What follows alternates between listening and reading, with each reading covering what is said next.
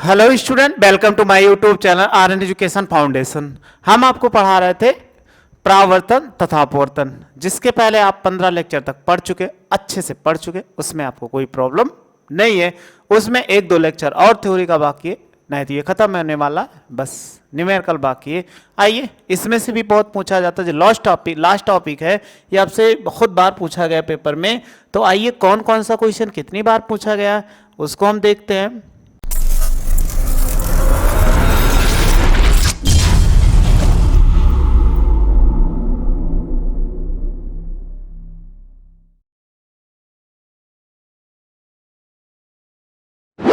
ये आपके सामने दिख रहा है, ये क्वेश्चन पूछा तो नहीं गया कभी, लेकिन आपको समझना जरूरी है।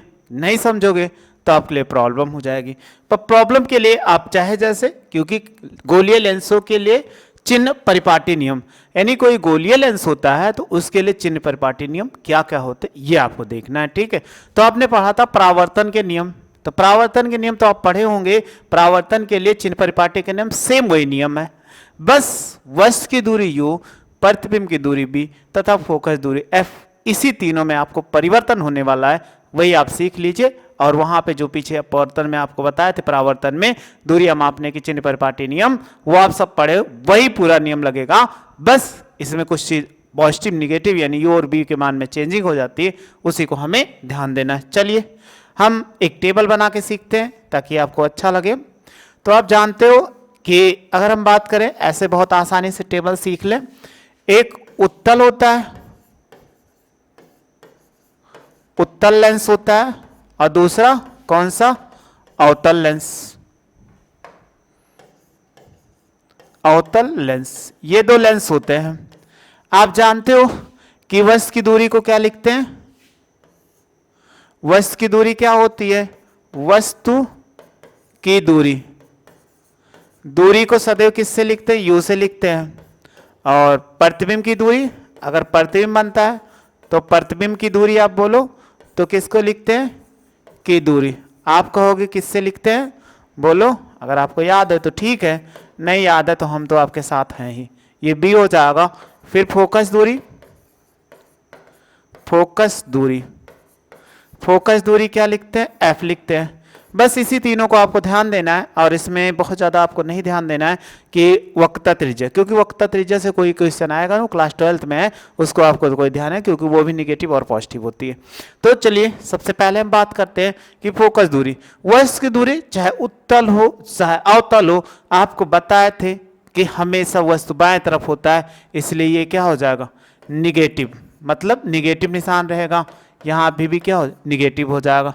फिर प्रतिबिंब की दूरी, अब प्रतिबिंब भी प्रॉब्लम करता है कि प्रतिबिंब क्या होगा, निगेटिव होगा कि पॉजिटिव होगा। अब निगेटिव होगा कि पॉजिटिव होगा, उस पर भी ध्यान देते हैं। तो इसके लिए भी वही है, जब अगर इसमें दो कंडीशन निकल के आती है, एक वास्तविक प्रतिबिंब बनता है, अगर इस कंडीशन में, जैसे हम इसको खींच देते हैं ताकि आपको लाइन में क्लियर नहीं, अगर प्रतिबिंब वास्तविक बनता है, अगर इसी में कह दिया जाए प्रतिबिंब वास्तविक बनेगा, तो इसको क्या ले लोगे? पॉजिटिव ले लोगे। अगर ये आभासी बनेगा तो आप कैसे ले लोगे? आभासी बनने पर इन पे हम क्या ले लेते हैं? निगेटिव ले लेते हैं, क्योंकि आपको बताया था ये बाएं साइड बनता है, ठीक है, और ऐसे रहेगा, ठीक। इस पे हो गया। अब आप देखो, इसमें आइए अवतल लेंस में, इसमें प्रतिबिंब आपको बताया था बाएं साइड ही आभासी बनता है, इसलिए ये क्या होता है? सदैव निगेटिव होता है इसमें। दूसरे में फिर इसमें आई फोकस दूरी, फोकस दूरी ये सदैव क्या होता है? इसकी पॉजिटिव होती है और इसकी सदैव निगेटिव होती है। बस आप इतने याद कर लीजिए, इससे ज़्यादा आपको याद करने की दूरियां नहीं है। उत्तल लेंस की u हमेशा निगेटिव होगा, जब प्रतिबिंब वास्तविक कहेगा तो b का मान पॉजिटिव लेंगे, आभासी कहेगा तो निगेटिव लेंगे, और इसमें सारी वैल्यू क्या होगी? निगेटिव होगी। अवतल लेंस पे सभी वैल्यू निगेटिव होती है, उसको आपको कोई सोचना नहीं है कि इसमें सोचना है। जैसे आपको कहा जाए वैसे आप रख दो, जैसे का तैसा आंसर दे देगा। तो ये दूरियां मापने की क्या है कि चिन्ह परिपाटी नियम में, बस इतने समझना था। और आप जानते हो वस्तु सीधा बनता है तो h का मान पॉजिटिव होता है, यानी लंबाई, प्रतिबिंब की लंबाई पॉजिटिव होगी, अगर उल्टा होगा तो निगेटिव होगी, वो तो उसमें जैसा होगा। स्क्रीनशॉट ले लो ताकि ज़्यादा आपको कन्फ्यूजन ना हो। मैथ पढ़ाने को बहुत कुछ है इसमें, हम उतना बता रहे हैं जितना आप न्यूमेरिकल सॉल्व कर लो, क्योंकि ये सारे क्वेश्चन नहीं आने वाले। ठीक, अब हम पढ़ते हैं लेंस सूत्र, क्योंकि लेंस सूत्र हमें पढ़ना है। तो लेंस सूत्र बहुत ही आसान है, इसको आप याद कर लीजिए, केवल इससे न्यूमेरिकल पूछे जाएंगे या तो आपके पेपर में लेंस सूत्र पूछा जाएगा। तो अवतल लेंस, उत्तल लेंस दोनों के लिए एक ही सूत्र है। लेंस सूत्र है, चाहे उत्तल लेंस कहा जाए या अवतल लेंस। अगर आपसे कहा जाए उत्तल लेंस, लेंस या कौन सा अवतल लेंस के लिए सूत्र, के लिए सूत्र चाहे उत्तल हो चाहे अवतल हो, दोनों के लिए एक ही सूत्र आता है। क्या आता है? 1/b और -1/u बराबर 1/f। ये आता है फार्मूला, जो बहुत ही आसान फार्मूला है। बस दर्पण में पॉजिटिव होता है यहाँ पर, और लेंस में क्या होता है? निगेटिव होता है। तो 1/b -1/u बराबर 1/f, इतना याद रखना है। तो आप जानते हो u बराबर क्या होती है? बिंब की दूरी। बिंब मतलब क्या होता है? आपको बिंब कहा जाए, बिंब का मतलब हमने क्या बताया था? वस्तु की दूरी होगी। पीछे अभी हमने लिख भी दिया, लेकिन फिर से लिख दें। और b बराबर आप क्या पढ़े हो? इसको बोलते हैं प्रतिबिंब। प्रतिबिंब की दूरी, और इसके बाद f बराबर क्या होता है? फोकस दूरी। तो आप ये समझ चुके हो कि फोकस दूरी क्या होती। तो बस इतने सीखना है, बहुत ज़्यादा नहीं सीखना है कि आपको बहुत ज़्यादा इसके अंदर जाना, वो क्लास 12th में है। इसके अंदर प्रूफ कैसे किया जाता है वो क्लास 12th में आपको सीखना है। बस इस क्लास में आपको केवल सूत्र रट लीजिए, न्यूमेरिकल सॉल्व कर दीजिए। आपके पेपर में 100% न्यूमेरिकल एक जरूर आएगा प्रकाश से, वो आएगा तो भी आगे बताएंगे, बस आप सूत्र को सीखते जाओ। ये स्क्रीनशॉट ले लीजिए। फिर अगला रेखीय आवर्धन या आवर्धन बोलते हैं, यानी लेंस का रेखीय आवर्धन या आवर्धन। तो आपने पीछे पढ़ा था किसमें? प्रकाश के परावर्तन में। सेम वही है, बहुत ज़्यादा आपको नहीं, परिभाषा लिख दीजिए, इतना आपको गहराई से नहीं पढ़ना है कि बहुत ज़्यादा गहराई सूत्र प्राप्त करना है। तो देखो लेंस की आवर्धन क्षमता क्या होती है? किसी लेंस द्वारा बने प्रतिबिंब की, किसी लेंस द्वारा बने प्रतिबिंब, प्रतिबिंब की ऊंचाई तथा वस्तु की ऊंचाई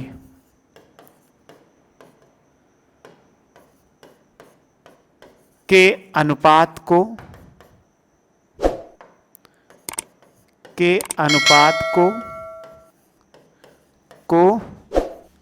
रेखीय आवर्धन कहते हैं। क्या बोलते हैं? रेखीय आवर्धन कहते हैं। इसे स्मॉल m से लिखते हैं। किससे लिखते हैं? स्मॉल m से लिखते हैं। यानी प्रतिबिंब की लंबाई या प्रतिबिंब की ऊंचाई तथा वस्तु की ऊंचाई के अनुपात को हम क्या बोलते हैं? रेखीय आवर्धन कहते हैं। तो m बराबर क्या हो जाएगा? यानी हम लिख सकते हैं रेखीय आवर्धन, सूत्र लिख लो। रेखीय आवर्धन, रेखीय आवर्धन बराबर हो जाएगा कि प्रतिबिंब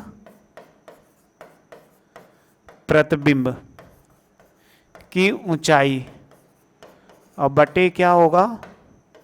वस्तु की ऊंचाई, या बिंब की ऊंचाई कहा जाए आपको, वस्तु की ऊंचाई, वस्तु की ऊंचाई। तो देखो प्रतिबिंब की रेखीय आवर्धन m से लिखते हैं, तो प्रतिबिंब की ऊंचाई को क्या मान ले? h डैश और बटे h, ये हो जाए। अब सेम और एक फार्मूला होता है कि इसी का रेखीय आवर्धन का सूत्र लिख रहे हैं। देखो एक और होता है, वो किसके फॉर्म में?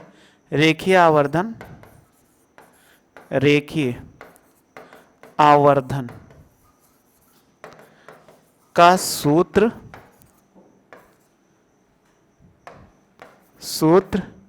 u और किसके, b के पदों में। अगर इसके पदों में पूछा जाए तो आप क्या लिख सकते हो, अगर इनके पदों में पूछे तो ये क्या होता है, m बराबर b बटे u होता है। ठीक है, अब आपको याद रखना है कि इसका मात्रक नहीं होता है। देखो b बटे u, लेकिन दर्पण में क्या होता, अगर आपको दर्पण में पूछा गया होता, दर्पण में अगर हम पूछते तो m बराबर होता है माइनस b बटे u होता है। ये आप जरूर ध्यान दीजिएगा। और जबकि लेंस में क्या होता है, पॉजिटिव होता है, दर्पण में निगेटिव और लेंस में पॉजिटिव होता है। तो आपको बताया थे m का मान क्या होता है कि बताता है वस्तु की प्रकृति को, यानी वस्तु द्वारा बने प्रतिबिंब की प्रकृति को। तो प्रतिबिंब की प्रकृति कैसे होगी आपको पीछे लेक्चर में बताए थे, उसको आप जानते होंगे, लेकिन थोड़ा सा और रिकॉल कर देते हैं। सबसे पहला कंडीशन, अगर m बराबर क्या आ जाए, सपोज कर लीजिए +1 आ जाए। अगर f बराबर +1 आ गया तो वस्तु का प्रतिबिंब कैसा बनेगा, यानी प्रतिबिंब जो होगा, प्रतिबिंब कैसा बनेगा, सेम वही कंडीशन है जो आपने पढ़ा था। m बराबर 1 आ जाए तो प्रतिबिंब जो होगा आभासी और कैसा बनेगा, आभासी और सीधा, ये हो गया। और तथा कितना, बराबर। क्यों, क्योंकि इसमें बराबर है। और m का मान +1 आने पर m का मान देखो 1 से बड़ा आ जाए। 1 से बड़ा आ जाने के पश्चात तो इन पे आप जानते हो ये भी पॉजिटिव है। जब ये भी पॉजिटिव है परंतु 1 से बड़ा होगा तो प्रतिबिंब कैसा बनेगा, ये भी वास्तविक। 1 से बड़ा होने पर ये भी पॉजिटिव है। जब पॉजिटिव होने पर तो ऐसा लिख सकते हैं कि आभासी, आभासी और क्या आ जाए, सीधा, और क्या होगा कि बड़ा होगा, सीधा बड़ा बनेगा। क्योंकि m के मान बड़े होने पर प्रतिबिंब कैसा बनेगा, 1 से बड़ा बनेगा। अब दूसरा आपको आ जाए, m का मान क्या था, नहीं इसको आभासी हो और इसके बाद ये धनात्मक हो, और m का मान देखो 1 से छोटा आ जाए। जब 1 से छोटा आएगा तो ये क्या बताता है, छोटा बताता है। ठीक है, अब छोटा और m का मान निगेटिव, इस पे 1 पे बड़ा और आभासी, लेकिन दोनों कंडीशन ये बताता है कि अगर m का मान क्या हो, मान लीजिए इसी में ऋणात्मक रहा हो, क्योंकि अगर ये ऋणात्मक रहा हो तो m का मान पॉजिटिव होगा तो आभासी जरूर बनेगा। लेकिन m का मान ये 1 से बड़ा हो बट निगेटिव रहा हो, जब निगेटिव रहा हो तो प्रतिबिंब इनका कैसा बन जाता है, देखो ये वास्तविक बनता है, वास्तविक। और कैसा बनेगा, उल्टा बनेगा। बस ये निगेटिव चिन्ह ये बताता है कि m का मान रहा हो लेकिन निगेटिव रहा हो तो वास्तविक उल्टा बनेगा। और दूसरी स्थिति में m का मान क्या रहा हो, 1 से छोटा रहा हो और ये कैसा रहा हो, ये भी ऋणात्मक रहा हो। ऋणात्मक जब होता है कभी भी तो ये वास्तविक को बताता है, तो प्रतिबिंब कैसा बनेगा, वास्तविक बनेगा। अब वास्तविक बनेगा उसी के साथ क्या बनेगा, उल्टा बनेगा। ये आप याद रखना है। m का मान जैसे पॉजिटिव 1 के बराबर आ गया तो सीधा बनेगा। अगर m का मान पॉजिटिव आता है तो हमेशा क्या कहता है, प्रतिबिंब जो होगा वो सदैव सीधा बनेगा। ठीक, लेकिन m का मान क्या आ जाए कि 1 से बड़ा है परंतु क्या निगेटिव हो तो वास्तविक और उल्टा, और इसके बाद छोटा रहेगा तो यहाँ पर छोटा बनेगा और बराबर रहेगा तो बराबर। लेकिन इसमें m का मान अगर पॉजिटिव ही दे रहा है, यानी धनात्मक हम मान लें, धनात्मक हो, अगर धनात्मक हो तो ऐसे दे देगा। और सपोज कर लो m का मान क्या आ जाए कि 1 के +1 -1 के बराबर, अगर ये -1 आ जाए तो -1 का मतलब निगेटिव। अगर n का मान ये क्या है, ऋणात्मक है, जब ऋणात्मक होगा तब आप देखो प्रतिबिंब कैसा देगा, वास्तविक देगा। ऋणात्मक के लिए हमेशा याद रखना वास्तविक, और क्या होगा, उल्टा होगा, और वस्तु के क्या होगा, बराबर होगा। तो हम ऐसे लिख सकते हैं, क्योंकि हमें प्रकृति ये सब पूछा नहीं जाएगा, लेकिन प्रकृति आपको पूछेगा तो उसमें आपको समझना पड़ेगा। स्क्रीनशॉट ले लो, यहाँ तक ये ले लो, इसके बाद ये ले लिए, ठीक। आपको अच्छे समझ में आ चुका होगा। बस ये चैप्टर खत्म होने वाला, बहुत ज़्यादा नहीं। लास्ट टॉपिक है लेंस की क्षमता। लेंस की क्षमता क्या होती है कि आपने पढ़ा था, क्या पढ़ा था कि प्रकाश की किरणों को, जैसे हम पहले ऐसे समझ लेते हैं कि कोई लेंस बना लेते हैं। सपोज कर लो ये एक लेंस हो गया इस पे, अब लेंस से इस पर प्रकाश की किरणों को डालो तो ये ऐसे सीधा, कलर चेंज करना पड़ेगा,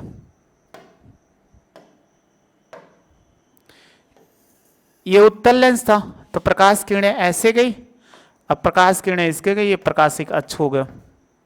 तो दूसरी किरणों को हमने ले लिया, फिर ऐसे चली गई, फिर ऐसे चली गई, तीसरी किरणें आई फिर ऐसे चली गई, और चौथी आई फिर ऐसे चली गई। अब ये जाने के बाद इसका क्या होता है, अपवर्तन होता है। तो अपवर्तन के पश्चात क्या होंगे कि ये किरणें जो जाएंगी मुख्य फोकस से होकर जाएंगी, तो इनको हमने ऐसे भेज दिया, और फिर ये वाली किरणें गई तो ऐसे चली गई, और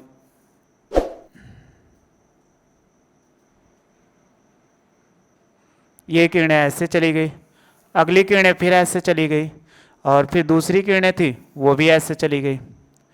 तो देखो ये प्रकाश किरणें क्या थी, ऐसे जा रही थी। अब इनको क्या कर रही थी, अभिसरित कर रही है कि अपसरित करेगी, तो आप कहोगे अभिसरित कर रही है। इनको एक बिंदु पे क्या कर रही, फोकस कर रही है, फोकस कर रही, मिलाने की कोशिश कर रही है। अगर यही सेम होता, आपको दूसरा इसी में एक अवतल लेंस ले लिया जाए। जब अवतल लेंस होगा, सपोज कर लीजिए ये एक अवतल लेंस है, अब इससे प्रकाश किरणें जो जाएंगी ऐसे सीधा निकल गई पहले, और इससे और जो किरणें जाएंगी तो इनके प्रकाशिक अक्ष, अगर हम ये प्रकाशिक अक्ष ले लेते हैं तो ये क्या होगा, प्रकाशिक अक्ष हो गया। तो ये किरणें ऐसे आई यहाँ तक, दूसरी फिर ऐसे आई, तीसरी फिर यहाँ पर आई, चौथे फिर ऐसे आई। अब इनसे क्या होगा, प्रकाश का अपवर्तन होगा। तो अपवर्तन होने पर ये किरणें कैसे चली जाएंगी, दूसरी दिशा में चली जाएंगी। तो अगर आप इनको ऐसे बढ़ाओगे,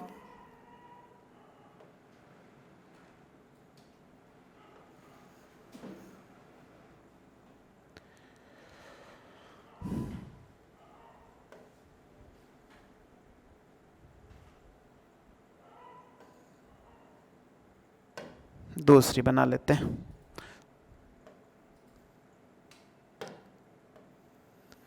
ये किरणें ऐसे चली गई। अब इनको हम पीछे बढ़ाएं, पीछे बढ़ाने का मतलब इनको जब इससे ऐसे पीछे बढ़ाएंगे तो ये कहाँ पर मिलेंगी, सीधे जाके यहाँ पर मिल गई। दूसरी किरणें, फिर ये किरणें जब यहाँ से हैं तो इनका आगे जब परावर्तन होगा तो हम ऐसे बढ़ाएंगे यहाँ तक, अभी आगे बढ़ा देते हैं, इस पे हो गया। फिर इसके बाद इधर भी, इसको भी, और एक और मिला दो। जब इनको मिलाएंगे तो ये कितना हो जाएगा, क्योंकि मुख्य अक्ष से जाती हैं। अब आप देखो ये किरणें जब गई तो ऐसे चली गई, समांतर अपसरित हो गई, और जब ये निकली तो ऐसे ये चली गई, और दूसरी किरणें निकली तो ये ऐसे चली गई यहाँ पर। तो ये किरणें एक बिंदु पर क्या हो रही, फैला रही कि नहीं, ये इस किरणों को फैला रही है। तो यही देखो, जब किसी मुख्य अक्ष के समांतर आने वाली प्रकाश की किरणों को अपसरित या अभिसरित, यानी अपसरित या अभिसरित करने की क्षमता को लेंस की क्षमता कहते हैं। यानी प्रकाश की किरणों का परिभाषा लिख देते हैं कि प्रकाश की किरणों को, प्रकाश की किरणों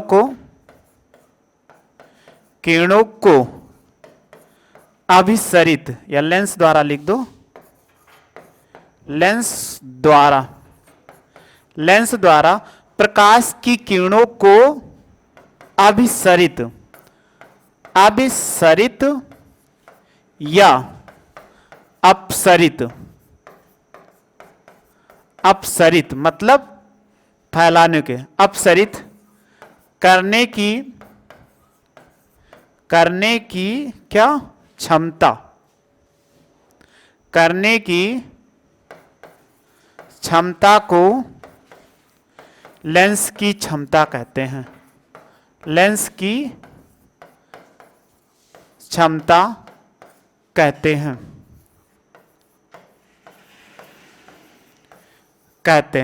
यानी जो प्रकाश की किरणें ये मुख्य अक्ष के समांतर वाले आने वाले किरणों को जितना अपसरित कर पाए, मतलब इसके मुख्य पर जितना ज्यादा क्या कर पाए कि फोकस कर पाए, यहां पर केंद्रित कर पाए, उसी की क्षमता को लेंस की क्षमता कहते हैं। ये प्रकाश की किरणों को जितने ज्यादा क्या कर पाए, अपसरित कर पाए, मतलब ये प्रकाश की किरणों को ज्यादा ही बेंडिंग कर पाए, अर्थात इसका मतलब है ज्यादा ये फैला सके, तो इसी की क्षमता को हम क्या बोलते हैं, लेंस की क्षमता कहते हैं। यानी लेंस की क्षमता क्या होती है, प्रकाश किरणों को अपसरित एक बिंदु पर केंद्रित करे या इसको फैलाने की जितनी ज्यादा क्षमता होगी वही लेंस की क्या होती, क्षमता कहलाती है। तो लेंस की क्षमता हमें यही पढ़ना था कि लेंस की क्षमता क्या होती। अब इसको एक और परिभाषा होती है, उसको हम देख लेते हैं। दूसरी परिभाषा क्या है, ये तो थोड़ा सा टिपिकल या आसान परिभाषा आप मान सकते हो। एक दूसरी परिभाषा है, दूसरी परिभाषा क्या है, या करके हम लिख देते हैं। दूसरी परिभाषा है, आपने पढ़ा था लेंस की फोकस दूरी, तो ऐसे बोलते हैं लेंस की फोकस दूरी के व्युत्क्रम को या प्रतिलोम को, व्युत्क्रम को लेंस की क्षमता कहते हैं, क्षमता कहते हैं।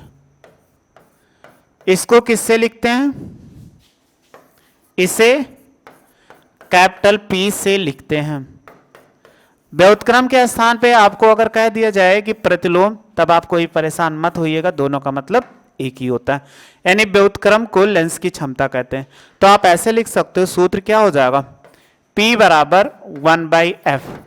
एक चीज याद रखना, इसमें जब इसको रखते हैं तो f सदैव क्या हो, मीटर में हो, यानी f जो होना चाहिए वो सदैव मीटर में हो। तो मीटर में होगा तो इसी को आगे अभी हम बता देते हैं। ये आप लेंस का जो मात्रक होता है, लेंस की क्षमता का मात्रक, अगर मात्रक की बात करें तो इसका मात्रक जो होता है वो डायोप्टर होता है। डायोप्टर इसी को हम शॉर्ट फॉर्म में कैपिटल डी से डायोप्टर डी होता है। अभी हमने बात किया कि इनको तो आप ऐसे याद रखोगे, बस ये खत्म हो गया। अब डायोप्टर क्या होता है, आपसे पूछा जाए डायोप्टर क्या है, तो सबसे पहले देखो P बराबर क्या होगा, 1/f था, लेकिन f किस में है, सदैव याद रखना मीटर में, सदैव याद रखना क्या होगा, मीटर में।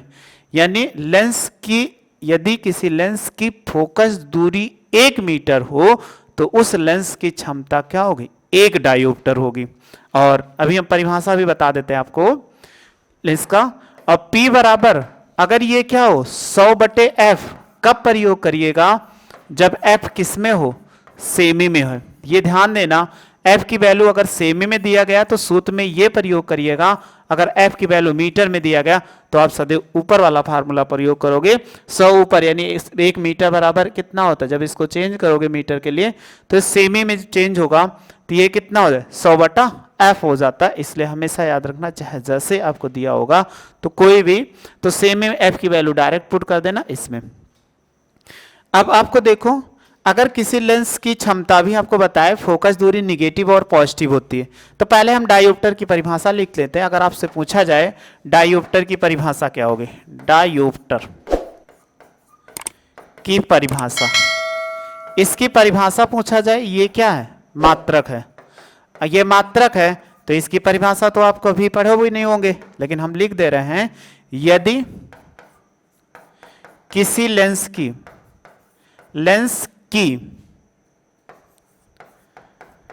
फोकस दूरी कितना हो, 1 मीटर है, 1 मीटर है, तो उस लेंस की क्षमता एक डायोप्टर होगी, डायोप्टर यानी 1D होगी। तो बस अगर आपसे कभी ऐसा पूछा जाए तो आप परिभाषा होती है, परिभाषा बहुत आसानी से दे सकते हो। तो आपने डायोप्टर की परिभाषा समझ लिया। अभी हम बात कर रहे थे किसका, एक चीज आप पढ़े हो, उत्तल लेंस की फोकस दूरी क्या होती है। आपसे पूछे उत्तल लेंस की फोकस दूरी क्या होती है, फोकस दूरी आप कहोगे दूरी पॉजिटिव होती है, ये कहोगे। और अवतल लेंस की क्या होती है, अवतल लेंस की फोकस दूरी, अगर उत्तल की फोकस दूरी पॉजिटिव होती है, अवतल की क्या होती है, निगेटिव होती है, कहोगे हाँ। तो अगर आपको पूछा जाए P का मान हमने कह दिया 2.5, ये D है, और एक P का मान दे दिया -2.5D, तो आपसे पूछा जाए बताइए कौन सा लेंस है, ये पॉजिटिव था और वो क्या है, निगेटिव है, यानी इसमें ये दिया गया है पॉजिटिव है आपका। अगर ये पॉजिटिव है तो बताइए कौन सा लेंस, तो हमने कहा उत्तल लेंस की फोकस दूरी क्या होती है, पॉजिटिव होती है। तो ये किस लेंस को बता रहा है, आप कहोगे उत्तल लेंस का। ये समझ में आया, क्योंकि इसी को देखने पर आप प्लस बता देना। अगर ये निगेटिव है तो ये क्या उसको बताता है, अवतल लेंस को।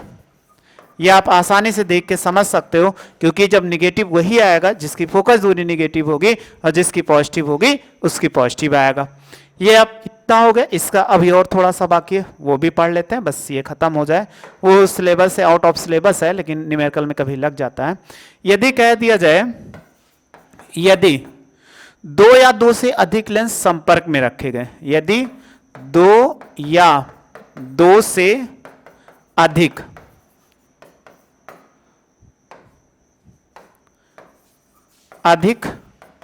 लेंस संपर्क में रखे हैं, संपर्क में रखे हैं, तो उनकी क्षमता, तो उनकी लेंस की क्षमता, लेंस की क्षमता निकालना हो, अगर कई लेंस आपके कैसे रखे गए, संपर्क में रखे गए, चलो हम एक आध लेंस रख देते हैं, 2-4 लेंस संपर्क में, एक ऐसे रेखा खींच दिया, लाओ 2-4 लेंस रख दो इसको, एक लेंस है रखा, चाहे अवतल रखा जाए चाहे उत्तल रखा जाए, दूसरा फिर ऐसे रख दिया, देखो संपर्क में रख के एक अवतल ला के ऐसे रख दो। तो ऐसे रखते हुए कितनों को भी रखते हुए चले जाओ, उससे कोई प्रॉब्लम नहीं है आपको। बस अगर हम इसके लेंस की क्षमता P1 मान ले, ये P2 मान ले और इसको P3 मान ले, तो संयुक्त लेंस की क्षमता कितनी हो जाएगी, तो ये क्या होता है, एक अदिश राशियां होती है। तो संयुक्त लेंस की क्षमता जो होगी, अगर हम निकालेंगे संयुक्त लेंस की क्षमता तो ये हो जाएगा P बराबर P1 होगा और प्लस कितना होगा, P2 होगा प्लस P3 होगा, एंड सो ऑन, ऐसे जितना हो सबको जोड़ दो, तो इनके संयुक्त लेंस की हम क्या कहते हैं, क्षमता निकाल सकते हैं। बस ये आपका सिलेबस का जो डेरिवेशन है वो एंड हो गया, आप अच्छे से समझ भी चुके होंगे, हमें नहीं लगता इसमें कोई प्रॉब्लम होगी, क्योंकि हमने बहुत अच्छे से एक्सप्लेन कर दिया कि अवसरित और अपसरित क्या होता है। अब आप इसका स्क्रीनशॉट ले लो, यहाँ तक ले लिए होंगे, फिर ये भी ले लो।